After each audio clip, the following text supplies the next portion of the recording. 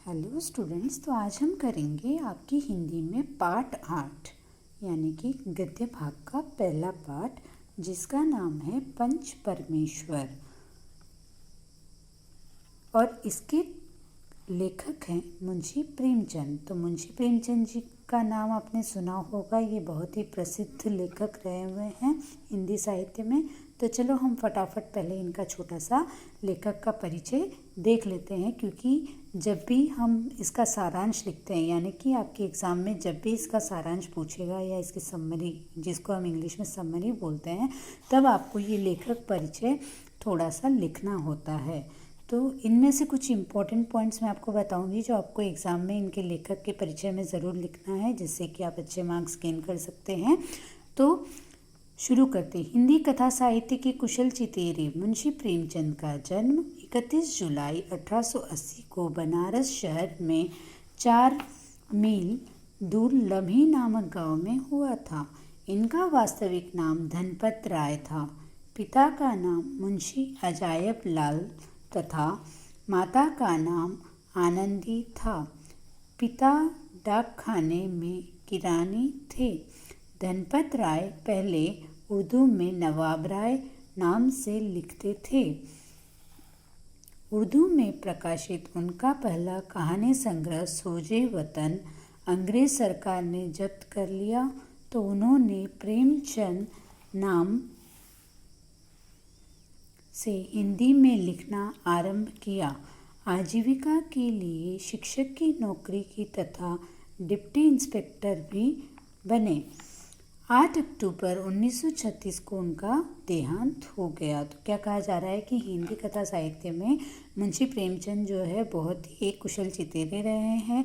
इनका जन्म कब हुआ? 31 जुलाई 1880 यानी कि 31 जुलाई 1880 को कहाँ पर हुआ था? बनारस शहर में हुआ था। बनारस शहर से 4 मील दूरी पर एक लम्ही नामक गांव था, वहाँ पर हुआ था। और इनका वास्तविक नाम, मतलब जो जन्म नाम होता है, जैसे ही आप बर्थ लेते हो तो आपका एक बर्थ नेम होता है, उसी तरह इनका भी जन्म नाम था धनपत राय। पिता का नाम था मुंशी अजायब लाल तथा इनकी माता का नाम था आनंदी। पिता कहाँ काम करते थे? डाक खाने में किरानी थे। किरानी यानी कि क्लर्क थे।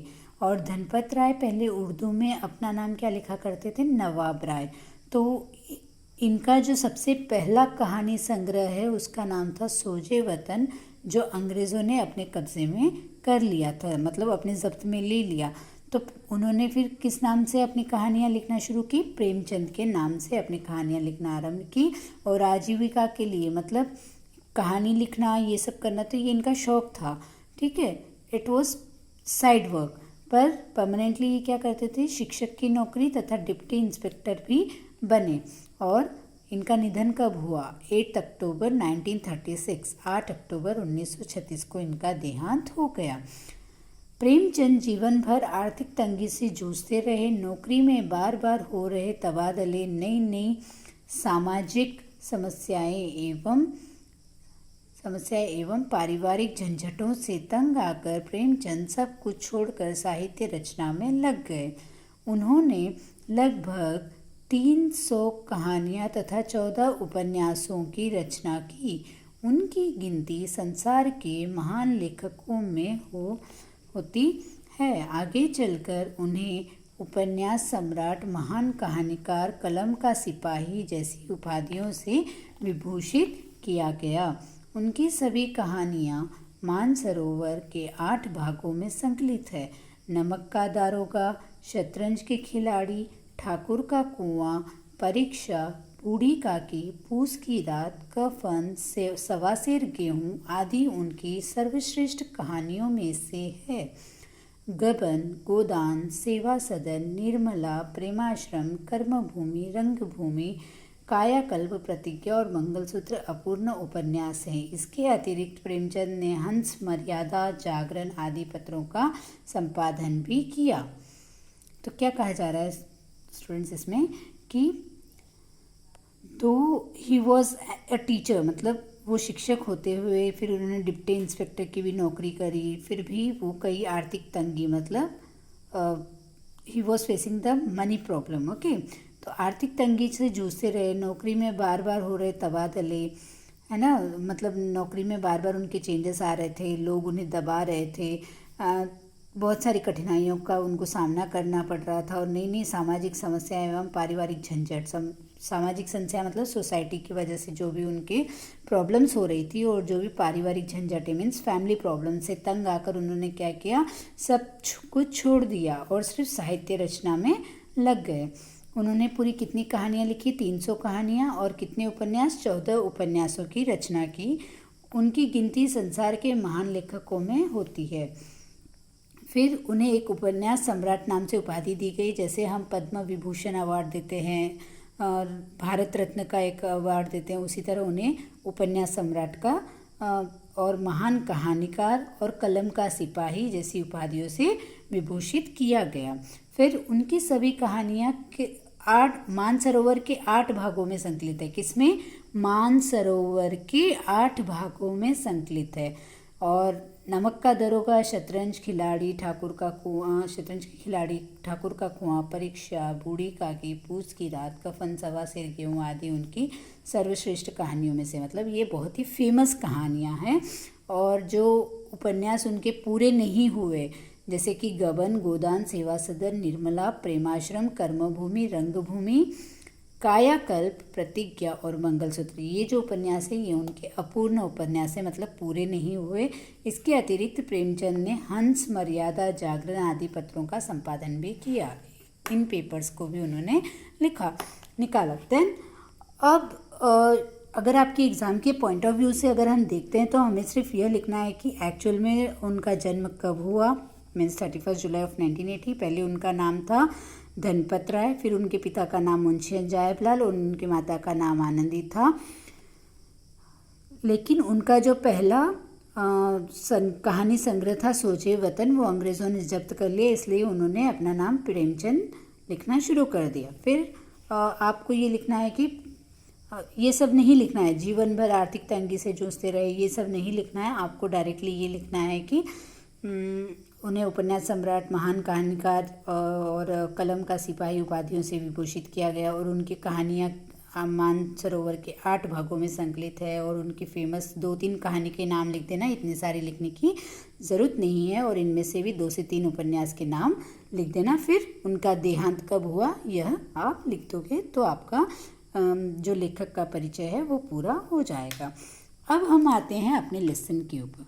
तो हमारे लेसन में हम देखते हैं कि यह एक पंच परमेश्वर नाम से लेसन है, जिसमें मतलब पंच यानी कि इसी वर्ड से आपको पता लग रहा है कि पहले के ज़माने में जो सरपंच हुआ करते थे उनके बारे में बताया गया है, जिसमें हम 2 लोगों की स्टोरी देखेंगे। 2 लोग कौन होते हैं?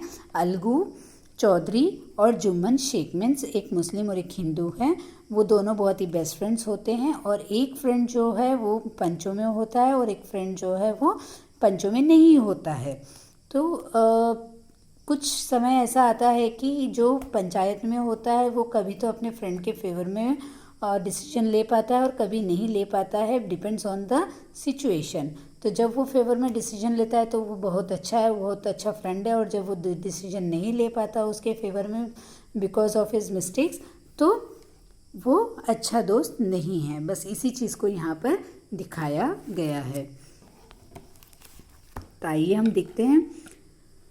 जुम्मन शेख और अलगू चौधरी में गाढ़ी मित्रता थी, साझे में खेती होती थी, कुछ लेन देन में भी साझा था, एक को दूसरे पर अटल विश्वास था। जुम्मन जब हज करने गए थे तब अपना घर अलगू को सौंप गए थे और अलगू जब कभी बाहर जाते तो जुम्मन पर अपना घर छोड़ देते थे।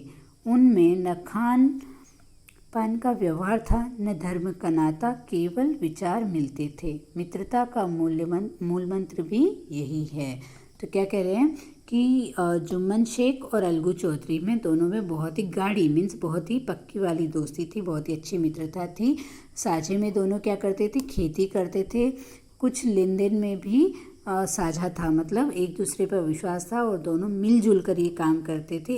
दोनों को एक दूसरे पर बहुत ही अटल विश्वास था। जुम्मन जब हज जाते तो वो अलगू के भरोसे अपना घर छोड़ जाते और जब अलगू कहीं बाहर गांव जाते तो वो जुम्मन के भरोसे अपना घर छोड़ जाते थे। तो दोनों में खान पान का व्यवहार नहीं था, मतलब न खाना पीना मिलता था, न उनका धर्म न का नाता था, न कोई बात, बस केवल मिलता था तो उन दोनों के विचार एक दूसरे से मिलता था, और यही उनके लिए मित्रता का मूल मंत्र भी था, फ्रेंडशिप का एक मूल मंत्र भी था। इस मित्रता का जन्म उसी समय हुआ जब दोनों मित्र बालक ही थे और जुम्मन के पूज्य पिता जुमराती उन्हें शिक्षा प्रदान करते थे। अलगू ने गुरुजी की बहुत सेवा की थी, खूब रकाबियाँ मांझी, खूब प्याले धोए। तो क्या कह रहे हैं, इस मित्रता का जन्म कब हुआ, जब वो दोनों बहुत ही छोटे बालक थे और जुम्मन के पूज्य पिताजी क्या थे, जुमराती, जो उन दोनों को पढ़ाते थे, मतलब उन्हें शिक्षा प्रदान करते थे। अलगू ने गुरुजी की बहुत ही सेवा की थी। अलगू अपने गुरुजी को भगवान के समान मानता था, तो उसने उनकी बहुत सेवा की। खूब रकाबियाँ मांझी, रकाबियाँ मीन्स थालियाँ, गोल थालियाँ जो होती हैं उन्हें कहते हैं हम रकाबियाँ। खूब रकाबियाँ मांझी, खूब प्याले भी धोए। उनका हुक्का एक क्षण के लिए भी विश्राम न लेने पाता था, क्योंकि प्रत्येक चीलम अलगू को आध घंटे तक किताबों से अलग कर देती थी। उनका जो जो हुक्का था वो आधे घंटे के लिए भी विश्राम नहीं ले पाता था, मतलब वो सारे दिन हुक्का फूंकते रहते थे। अलगू के पिता पुराने विचारों के मनुष्य थे। उन्हें शिक्षा की अपेक्षा गुरु की सेवा शुश्रूषा पर अधिक विश्वास था।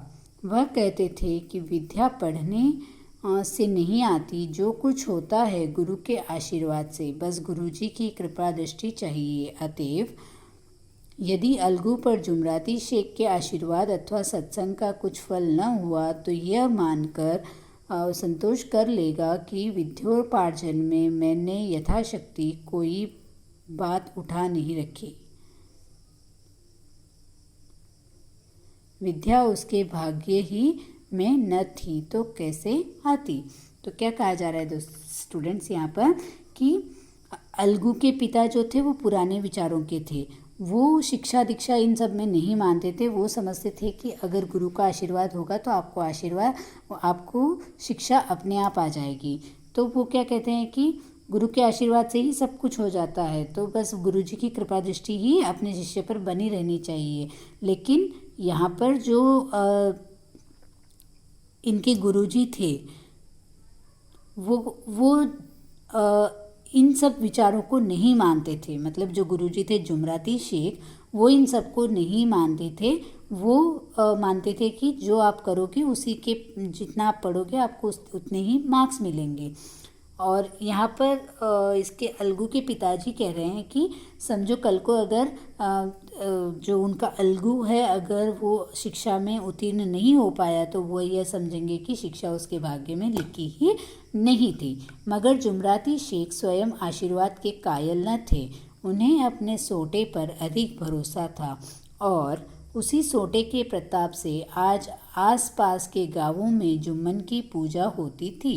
उनके लिखे हुए रहननामे या बैनामे पर कचहरी का मुहर्रिर भी कलम न उठा सकता था। हल्के का डाकिया, कांस्टेबल और तहसील का चपरासी सब उनकी कृपा की आकांक्षा रखते थे। अतएव अलगू का मान उनके धन के कारण था, तो जुम्मन शेख अपनी अनमोल विद्या से ही सबके आदर पात्र बने थे। तो क्या कहा जा रहा है, जो जुमराती शेख है वो स्वयं आशीर्वाद के कायल न थे, है ना। वो आशीर्वाद इन सब चीज़ों को नहीं मानते थे। तो उनको किस पर विश्वास था, उनको अपने डंडे पर विश्वास था। और वो उसी डंडे के कारण अपने आसपास के गांव में बहुत ही मशहूर थे। सोटे मीन्स डंडा, ओके।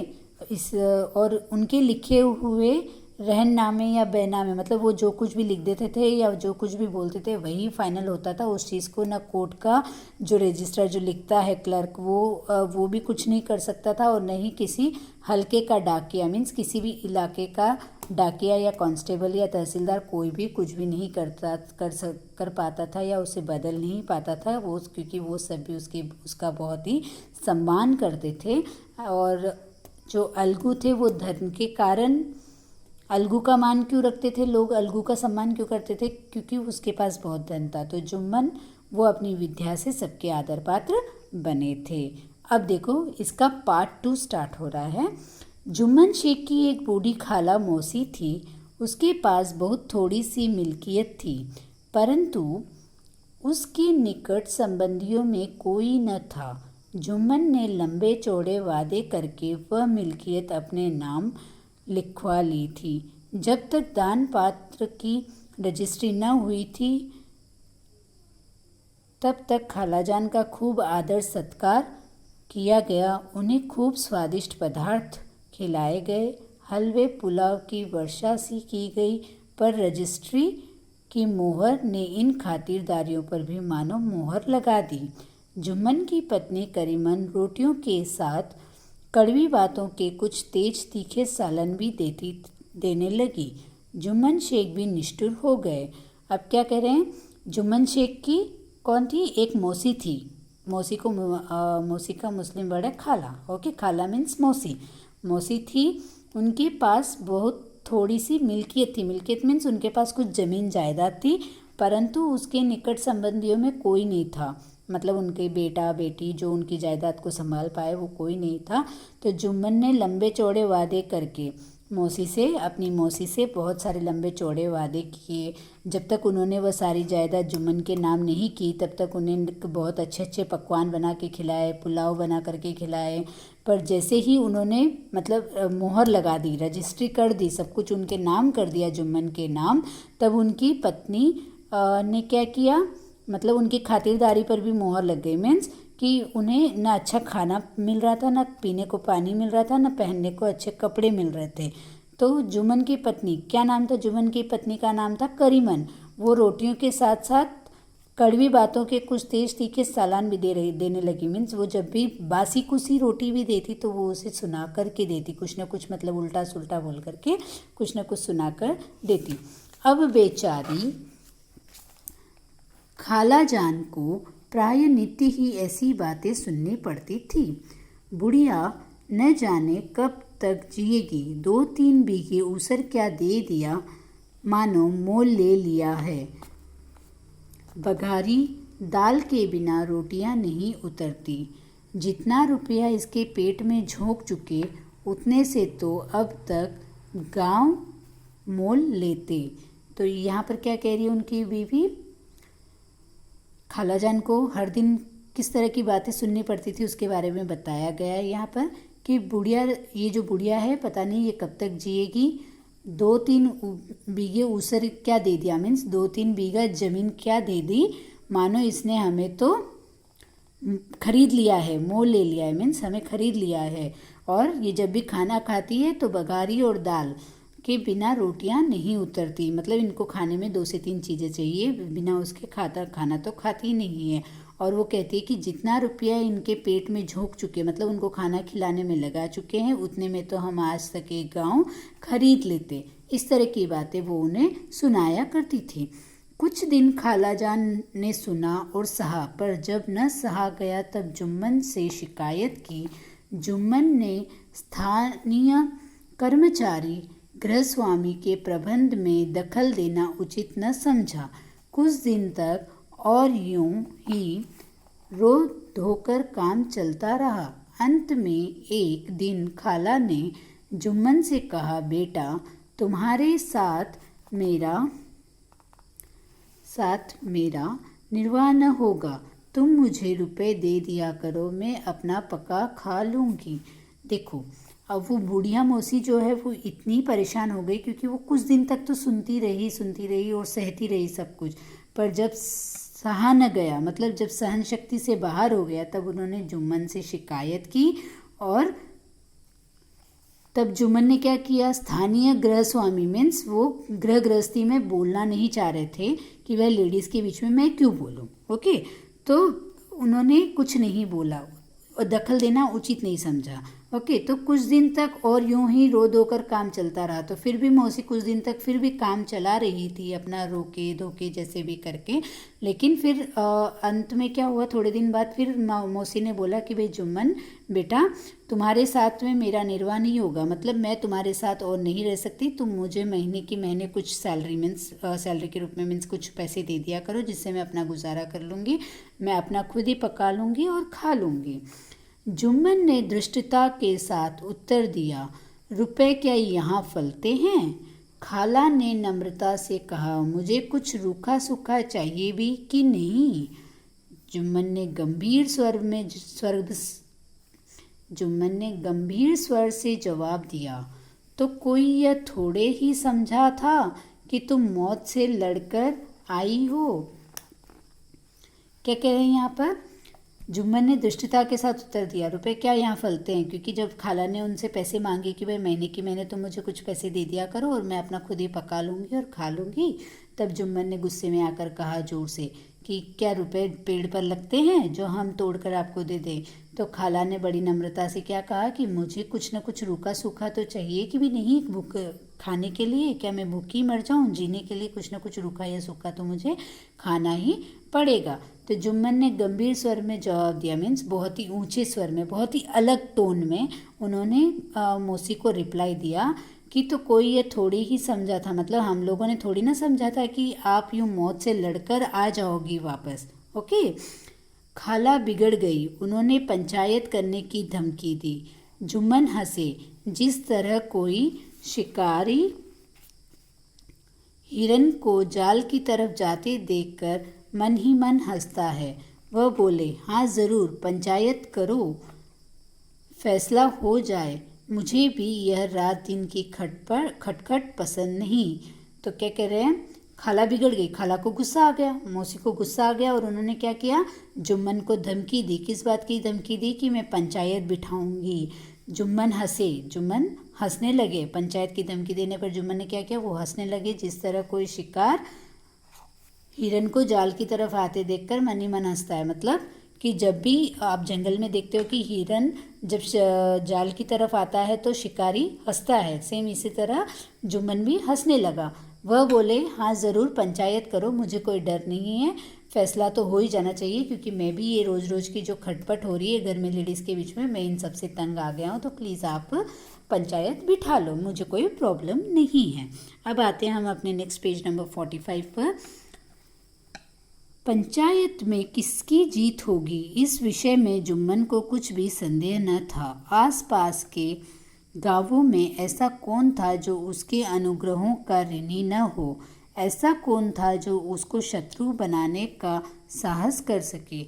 किसमें इतना बल था जो उसका सामना कर सके? आसमान के फरिश्ते तो पंचायत करने आएंगे नहीं। अब क्या कहा जा रहा है, देखो, पंचायत में किसकी जीत होगी, इस विषय में जुम्मन को कुछ भी संदेह नहीं था। मतलब जुम्मन को किसी भी तरह का डाउट नहीं था कि जीत किसकी होगी, क्योंकि वो सोच रहा था कि उसी की जीत होगी, क्योंकि पंचायत में क्या आसपास के गाँव में भी कोई ऐसा नहीं था कि उसका ऋणी नहीं, अनुग्रहों का ऋण न हो, मतलब उसका एहसान किसी पर न हो, सब पर उसका एहसान था, जो उसको शत्रु बनाने का साहस कर सके। मतलब उसका एहसान सब पर था, इसलिए कोई भी उसको शत्रु बनाना नहीं चाहते था। किस में इतना बल था जो उसका सामना कर सके? वो सोचता था कि किस में इतना बल होगा जो मेरा सामना करेगा। आसमान से फरिश्ते तो आकर कोई पंचायत नहीं करेंगे तो आखिर इंसान ही। इस तरह से जुम्मन मन ही मन में सोच करके बहुत ही खुश होया जा रहा था। अब नेक्स्ट पार्ट। इसके बाद कई दिन तक बूढ़ी खाला हाथ में एक लकड़ी लिए आसपास के गांवों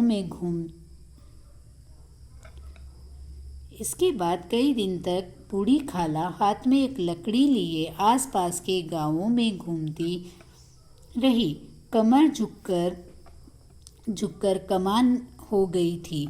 एक एक पग चलना दूभर था, मगर बात आ पड़ी थी, उसका निर्णय करना ज़रूरी था। तो क्या हुआ, इसके बाद कई दिन तक बूढ़ी खाला जो है हाथ में एक लकड़ी लिए झुकी झुकी चल रही थी। ओके, कहाँ जा रही थी वो? आसपास के गाँव में घूम रही थी। उसकी कमर झुक झुक के क्या हो गई, कमान हो गई, मीन्स वो पूरी झुक गई, सीधी नहीं हो पा रही थी। एक एक पाँव मतलब एक एक कदम भी चलना उसके लिए बहुत ही मुश्किल हो रहा था। लेकिन अब पंचायत में यह बात चली गई तो अब इसका निर्णय भी होना मतलब इसका डिसीजन भी होना ज़रूरी था। बिरला ही कोई भला आदमी होगा जिसके सामने बुढ़िया ने दुख के आंसू न बहाए हो। किसी ने तो यूं ही ऊपरी मन से हूँ हाँ करके टाल दिया और किसी ने इस अन्याय पर जमाने को गालियाँ दी। कहा कब्र में पांव लटके हुए हैं आज मरे या कल, पर हवस नहीं मानती। अब तुम्हें क्या चाहिए? रोटी खाओ और अल्लाह का नाम लो। तुम्हें अब खेती बाड़ी से क्या काम है? कुछ ऐसे सज्जन भी थे जिन्हें हास्य रस के रसास्वादन का अच्छा अवसर मिला। झुकी हुई कमर, पोपला मुंह, सन के से बाल, इतनी सामग्री एकत्र हो तब हंसी क्यों न आवे। ऐसे न्याय प्रिय दयालु दीन वत्सल पुरुष बहुत कम थे जिन्होंने उस अबला के टुकड़े को गौर से सुना हो और उसको सांत्वना दी हो। चारों ओर घूम घाम कर बेचारी अलगू चौधरी के पास आई, लाठी पटक दी और दम लेकर बोली, बेटा तुम भी दम भर के लिए मेरी पंचायत में चले आना। तो क्या कह रहे हैं, भलाई कोई आदमी होगा जिसने इस बुढ़िया के बुढ़िया ने अपना उस आदमी के सामने प्रकट न किया हो। किसी ने तो ऊपरा ऊपरी मतलब यूं ही उसका मन रखने के लिए हूँ हाँ कर दिया। मतलब होता है ना कि कोई आपसे एक बात कर रहा है और आपका उसकी बात सुनने का कोई इंटरेस्ट नहीं है और आप यहाँ वैसे ही हूँ हाँ कर दो और चले जाओ। वैसे ही किसी ने कर दिया तो कोई उसको कह रहा है कि कोई तो जो है वो ज़माने को गालियाँ दे रहा है कि भाई कैसा टाइम आ गया है कि लोग बुढ़िया को परेशान कर रही है वो। तो कुछ लोग ऐसे भी हैं मतलब अपोजिट लोग भी होते हैं वहाँ पर। तो वो लोग कह रहे हैं कि भाई अब तो तुम्हारे तो पैर कब्र में लटके हुए, मीन्स आप तो मरने वाली हो और आपको इन सब खेती बाड़ी इन सब से क्या पड़ा। जो ज़मीन जायदाद है ये सब आपको क्यों चाहिए? आप आराम से घर पर रहिए, रोटी खाइए और अल्लाह का नाम ले। ऐसे करके कुछ लोगों ने ऐसे बोल दिया और कुछ लोगों ने मतलब क्या किया कि उसकी जो उसकी हालत थी उस टाइम पर उसका मजाक उड़ा रहे थे कि भाई तुम्हारी कमर जो है वो झुक गई है और तुम्हारा मुंह जो है जिसमें दांत नहीं है और तुम एक ये सारे मतलब बाल सफ़ेद हो गए हैं, इस तरह से बुढ़िया होकर भी तुम गांव फिर रही हो। इस तरह से लोग उसका मजाक उड़ा रहे थे, न कि उसको सांत्वना दे रहे थे। मीन्स कि भाई अगर आपके सामने कोई अपना दुख प्रकट कर रहा है या आपको कोई अपनी प्रॉब्लम बोल रहा है तो आप उसको सुन करके उसको मतलब शांत करते हो और उसको ऐसे भले ही आप इसके लिए कुछ नहीं कर पाते हो पर आप मीठे से बोल दो तो भी उस व्यक्ति को लगेगा कि हाँ उसने मेरी मदद करी और उससे उसके अपनी प्रॉब्लम से थोड़ी बहुत राहत मिलती है। तो फिर एट लास्ट वो घूमती घूमती कहाँ पहुँची? अलगू के पास पहुँची। अलगू के घर पहुंची और वहाँ पर ज़ोर से अपनी लाठी पटक दी और सांस लेकर के फिर अलगू से बोली कि बेटा तुम भी दम भर के लिए मीन्स थोड़ी देर के लिए मेरी पंचायत में चले आना। अलगू अब अलगू क्या कह रहा है, मुझे बुलाकर क्या करोगी? कई गांव के आदमी तो आवेंगे ही। खाला अपनी विपदा तो सबके आगे रो आई, अब आने न आने का इख्तियार उनको है। अलगू यूं आने को आ जाऊंगा मगर पंचायत में मुंह न खोलूंगा। खाला क्यों बेटा? अलगू अब इसका क्या जवाब दूं? अपनी खुशी जुम्मन मेरा पुराना मित्र है, उससे बिगाड़ नहीं कर सकता। खाला बेटा क्या बिगाड़ के डर से ईमान की बात न कहोगे? तो ये कन्वर्सेशन किसके बीच में हो रहा है? अलगू के बीच में और खाला के बीच में हो रहा है। क्योंकि अलगू ने क्या कहा, जब मौसी ने कहा कि अलगू तुम भी आ जाना थोड़ी देर के लिए वहाँ पर, तब अलगू ने कहा कि मुझे बुलाकर क्या करोगी? गांव के कई और भी लोग भी तो आ रहे हैं उस पंचायत में, तो आप मुझे क्यों बुला रही हो खाला? तो खाला ने कहा कि मैं अपनी विपदा सबके सामने रोकर तो आ गई हूँ, मैंने अपनी परेशानी सबको सुना तो दी है, अब आना या नहीं आना वो उन पर डिपेंड करता है। तो अलगू ने कहा कि ऐसे तो आने को मैं आ जाऊंगा, लेकिन पंचायत में मैं अपना मुंह नहीं खोलूंगा, मैं कुछ भी नहीं बोलूंगा। तब मौसी पूछती, क्यों बेटा, ऐसा क्यों कह रहे हो? तो अलगू कहता है कि इसका जवाब भी क्या दूं, क्योंकि मेरी खुशी ही है उसमें, क्योंकि जो जुम्मन है वो मेरा बहुत ही पुराना मित्र है, मेरा बेस्ट फ्रेंड है, तो उससे मैं अपना रिलेशन बिगाड़ना नहीं चाहता। तब इस पर मौसी उसको क्या आंसर देती है कि बेटा, अपनी फ्रेंडशिप के लिए तुम अपना ईमान बेच दोगे? यू आर मतलब आप पंचायत में हो तो आपको सच्चाई का साथ देना है, ना कि झूठ का। तो आप सच्चाई का साथ नहीं देकर आप अपना ईमान खो दोगे सिर्फ अपनी दोस्ती बचाने के लिए। तब ये हो गया उन दोनों का कन्वर्सेशन। हमारे सोए हुए धर्म ज्ञान की सारी संपत्ति लुट जाए तो उसे खबर नहीं होती, परंतु ललकार सुनकर वह सचेत हो जाता है, फिर उसे कोई जीत नहीं सकता। अलगू इस सवाल का कोई उत्तर न दे सका, पर उसके हृदय में ये शब्द गूंज रहे थे, क्या बिगाड़ के डर से ईमान की बात न कहोगे? तो क्या कह रहे हैं, जब हमारे सोए हुए धर्म ज्ञान की सारी संपत्ति लुट जाती है, मतलब हम किसी न किसी रिश्ते में अपने कर्तव्य को भूल जाते हैं, तो जब हमें कोई ललकार जाता है या हमें कुछ ऐसी बात, सच्ची बात कह जाता है या हमें सच्चाई से अवगत करा के चला जाता है, तो हमें अपनी सही राह दिखती है।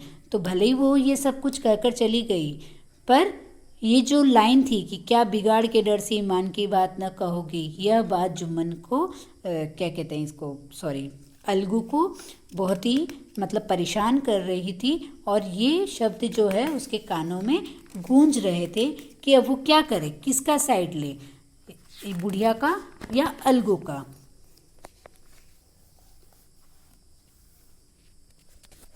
तो अब हम आते हैं अपने नेक्स्ट पेज में, पेज नंबर है 46।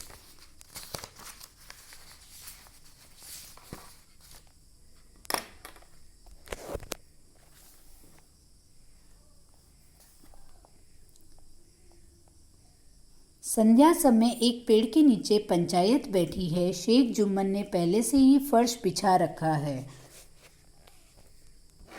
उन्होंने पान, इलायची, हुक्के, तंबाकू आदि का प्रबंध भी किया था।